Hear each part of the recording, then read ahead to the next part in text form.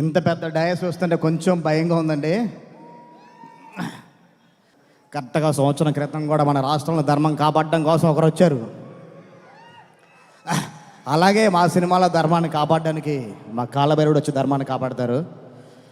Final సినిమాకి వచ్చేద్దాం. ముందు ఫస్ట్ నాకు ఈ సినిమాని తీసుకొచ్చిన మా నెక్కండి శ్రీధర్ గారికి స్పెషల్ థ్యాంక్స్ చెప్తున్నాను. అలాగే మా రాధామోహన్ గారికి.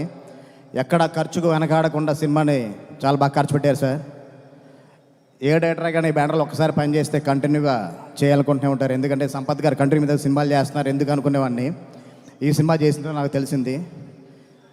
థియేటర్లో సినిమా చూసిన తర్వాత మీరే చెప్తారు, బయటకు వచ్చిన తర్వాత ఇది ఓటీటీలోనో లేకపోతే కనుక శాటిలైట్లో చూస్తే థ్రిల్ ఫీల్ అయ్యే సినిమా కాదు, థియేటర్లో చూస్తేనే మనకు ఆ ఇంపాక్ట్ వస్తుంది. ఫస్ట్ మార్నింగ్ షో బయటకు వచ్చిన ప్రతి ఒక్క ప్రేక్షకుడు కూడా మైక్ ముందు చెప్పే ఇదే మాట అనమాట.